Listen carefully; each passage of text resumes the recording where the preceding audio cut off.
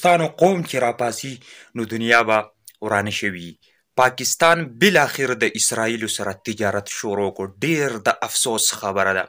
دا تجارت چا شروع کړلو؟ دا پی ډی ایم شروع کو کنه.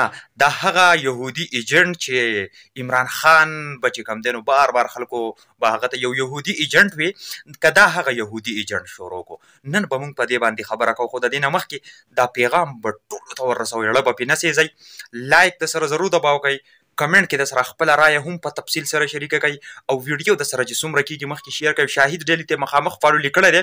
د دغه شان خبرو نه، د کمو خبرو نه چې تاسو څوک نه خبرئ، هغه به صرف او صرف په دې پیج باندې تاسو ته میلاویږي.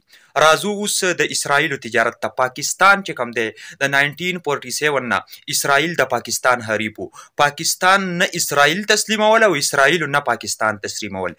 اسرائیل هغه قوم دی چې په ټوله دنیا کې د دو د لاسه بدامني ده او خاص کر په مسلمانانو چې کم ظلم او بربریت شروع دی، دا د دې اسرائیلو د وجې دی. په ټوله دنیا کې چې مسلمان وګوري او هغه د ظلم ښکار دی، نو دا د اسرائیلو د وجې دی. که فلسطین مونږ وګورو، که لیبیا مونږ وګورو، نور څومره هم مسلمان ملکونه دي چې د هغو غوښې ټوټې ټوټې شوي، د هغو وجودونه په بمونو باندې، د هغو وجودونه په ډرونونو باندې والوځولی شوه. د دې چې کوم دی نو ذمه دار اسرائیل دی.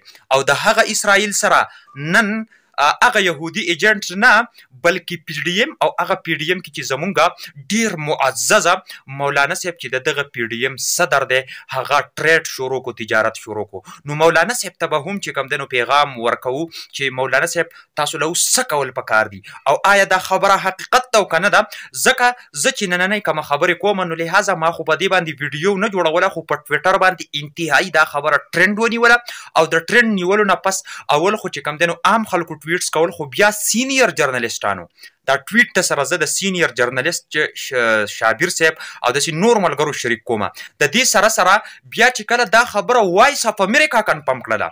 وایس اف امریکا تاسو ته پته ده هغه یو تحقیقي بیس چې کوم دی نو یو خبره راوړي مخې ته. او وایس اف امریکا دا ویل چې د فروټ سپلای چې کوم ده، یعنی د فروټ چې کوم دی نو ګاډي باقاعده د اسرائیلو په مارکیټ کې چې کوم دی نو څه شوله لاړله. هغه پاکستان ملک چې په هغې کې خلک د غربت سره مخامخ دی. په دومره په یو څو کیلو وړو پسې چې کوم دی نو تاسو ته پته ده د هغو نه ساګانې ووتې. په یو څو کیلو وړو پسې چې کوم دی نو هغه څه شو، ذلیله شو. د ټوله دنیا کې چې کوم دی د هغو نوم بدنام شو. دغه پاکستان اوس رالګي بل چا له هم نه او اسرائیلو له چې کوم دی نو خوراک چې کوم دی نو هغه څه کوي، مهیا کوي.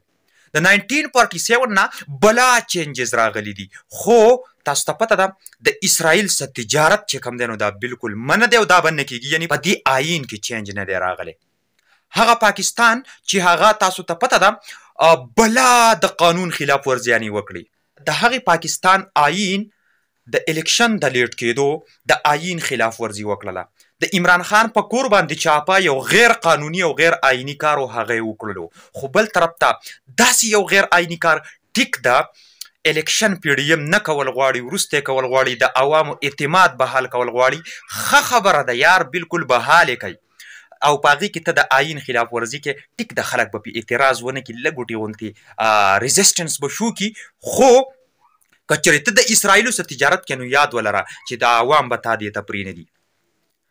هغه آیین چې هغه د عمران خان په کور باندې چې کوم دی نو ورواوت او د آیین او د قانون خلاف ورزي وکړه. د پاکستان داسې عزتمن خلک یې اوچت کړل او په هغو باندې تشدد یې وکړلې، د آیین خلاف ورزي یې وکړله. د دغې خو زه ټیک د مونږ به ووایو چې لږ صبر به وکړو، لږ دغه به وکړو، ناکام به وکړو، خیر دی. خو د دې به اوس تاسو سره جواز پیش کوئ، دې له به سرنګ ورکوئ. یقین وکئ دا ډیره د شرم خبره ده. د داسې ملک څه چې دهشتګرد په ټوله دنیا کې چې کوم دی نو منلی کېږي او پاکستان دا نه تسلیموي اسرائیل.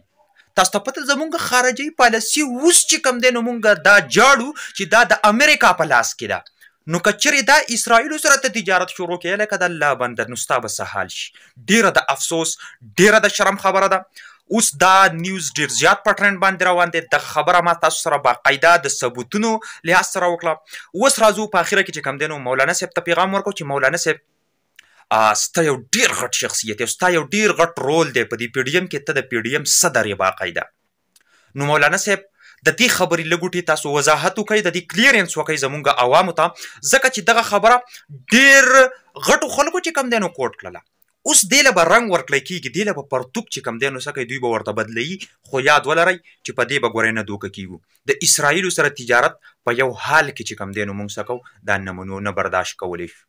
ملګرو تاسو څه وایئ؟ نو مولانا صاحب پلیز په دې باندې تاسو اکشن واخلئ، په دې باندې تاسو چې دا چا وکړه دا خبره، ځکه چې ګورمنټ فیډیم دی څه درې تاسو یې، نو لهذا خبره په تاسو پسې تړلی کېږي، په بل چا پسې دا خبره نه تړلی کېږي. به هر حال مولانا فضل الرحمن چونکې یو علیم الدین دی نو زما دپاره قابل قدر دی، خو که بل طرف ته چېرته یو کار داسې کېږي نو زه به ورته ور په ګوته کوم.